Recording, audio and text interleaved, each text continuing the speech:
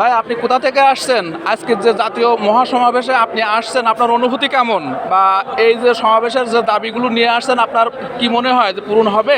আর মানে সাতক্ষীরা থেকে আসছেন মনে হয় বুঝি। সাতক্ষীরা থেকে কতজন গাড়ি নিয়ে আসছেন বা কত লোক আসছে একসাথে, আপনার অনুমান করে আপনি বলেন। আলহামদুলিল্লাহ, আমরা সাতক্ষীরা থেকে আসছি 205টা গাড়ি নিয়ে আমরা সাতক্ষীরা থেকে আসছি।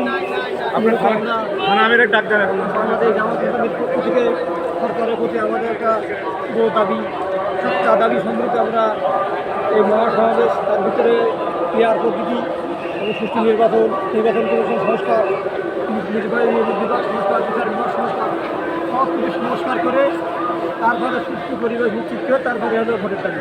সেই উপলক্ষে আমরা শুধু সাতক্ষীরা থেকে 205টা গাড়ি নিয়ে আমরা এখানে আসছি। শুধু সাতক্ষীরা না, অল বাংলাদেশ সমস্ত জায়গা, পাড়া মহল্লা গ্রামগঞ্জ সমস্ত জায়গা থেকে এখানে মানুষ হারিয়ে যায়। মানুষের শেষ হাতে কোনো শেষ নেই, ওই সুবিধাতে শেষ নেই, লোক আর লোক। আপনাকে অসংখ্য ধন্যবাদ।